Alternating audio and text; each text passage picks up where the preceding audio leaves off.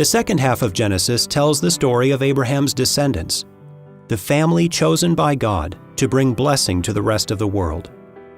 If only they can keep from tearing themselves apart. God's partnership with Abraham's family defies expectation.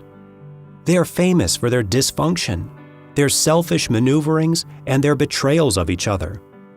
But not only is this not a barrier, God works through their flaws and failures to advance His plan. That's not to say the descendants of Abraham are a complete mess.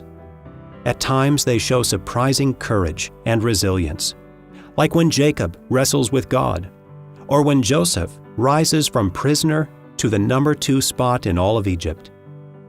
The accounts of Isaac and Jacob take center stage in this part of Genesis, though in reality, both men are overshadowed by their more famous sons. Jacob is the star of Isaac's account.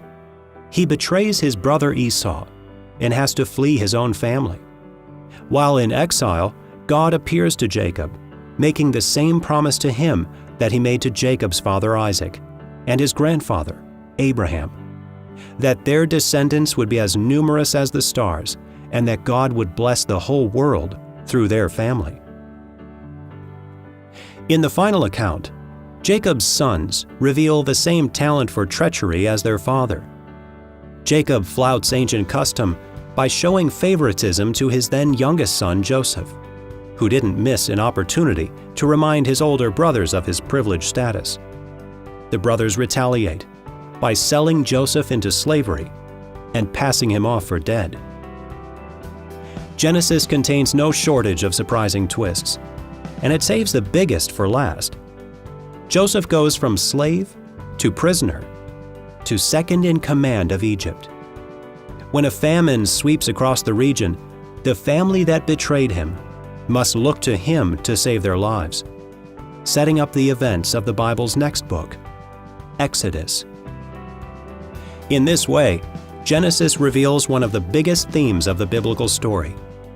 God uses all the supposedly wrong kinds of people to advance His plan, even using what they intended for harm to bring about good.